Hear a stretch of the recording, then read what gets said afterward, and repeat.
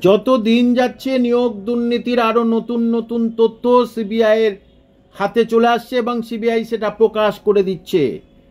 এতদিন আপনারা শুনেছেন প্রাথমিক শিক্ষায় যে ওএমআর শিট নষ্ট করা হয়েছিল, সে ওএমআর শিট নষ্ট করেছিল মানিক ভট্টাচার্য নিজেই।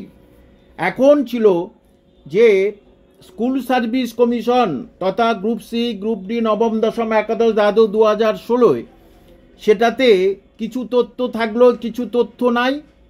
সিবিআই এক বলছে এবং আর যারা সিবিআই যাদের কাছে উদ্ধার করেছে বনশল, সেখান থেকেও কিছু বলছে এবং মাননীয় বিকাশ রঞ্জন ভট্টাচার্য একই কথা বলছে। শেষ পর্যন্ত সিবিআইয়ের বয়ান অনুযায়ী পার্থ চ্যাটার্জি স্বীকার করেছেন ওএমআর শিট নষ্ট তার নির্দেশে হয়েছে এবং এই জন্যেই সিবিআই আবার ডাকতে শুরু করবে কিছু কয়েকদিনের মধ্যে বিভিন্ন মন্ত্রী, সেটা আপনারা জানেন। শুভেন্দু অধিকারীর ভাই, বিজেপির ভারতী ঘোষ এবং মমতা বালা ঠাকুর, তারপরে গুলশন মল্লিক, রাজ চক্রবর্তী, শওকত মোল্লা ইত্যাদি বিভিন্ন জনের যে লিস্ট জমা দিয়েছিল এবং জানেন নিশ্চয়ই, আগেও বলেছিলাম 321 জনের এরা লিস্ট জমা দিয়েছিল, তার ভিতরে 124 জনের চাকরি হয়ে গেছে, 124 জনের চাকরি হয়েছে। সুতরাং এখানে প্রাইমারিতেও আছে, আবার ফের স্কুল সার্ভিস কমিশনে আছে, দু জায়গাতেই কিন্তু আছে।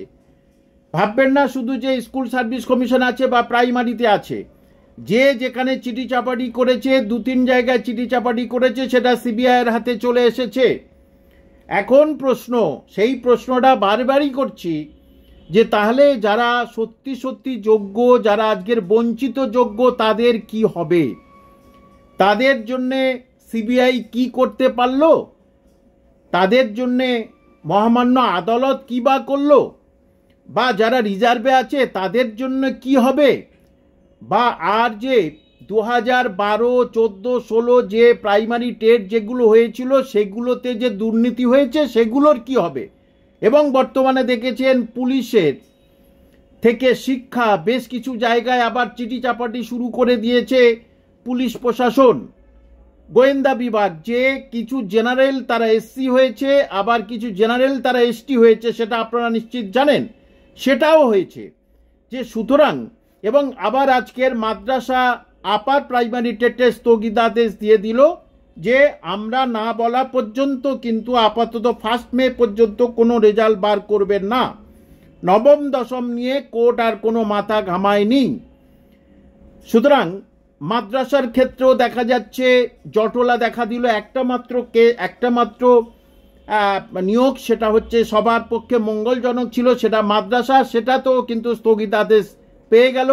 এবং আজকের যেটা আপনারা শুনলেন যে সিবিআইয়ের মুখ থেকে যে আরও কিন্তু জটিল থেকে জটিলতর হচ্ছে। আমার প্রশ্ন একটাই, ওবিসি মামলা কতদিন ধরে চলবে? আর সরকার যে পিএসসিতে যেগুলো পরীক্ষা নেবে বলেছে, ডেট দিয়েছে, সেই পরীক্ষাগুলো কি আদৌ হবে?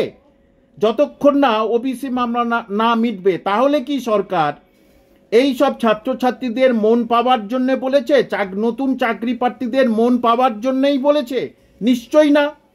সুতরাং যে তারা প্রথমেই ভেবেছিল যে এইভাবেই সবাই ভাববে আমরা চাকরি দিচ্ছি, কিন্তু এখন সবাই বুঝে গেছে যে মন পাওয়ার জন্যে, বিভ্রান্ত করার জন্যে পিএসসির এই টিচার রিক্রুটমেন্ট থেকে শুরু করে আরও সব কিছু দেওয়া হয়েছিল। একজন শিক্ষক হিসেবে প্রশ্ন, তাহলে রাজ্যের চাকরি প্রার্থীরা কি করবেন? তাদের অসহায় অবস্থা দেখে মানুষের আরও বেশি দুর্যোগ শুরু হচ্ছে।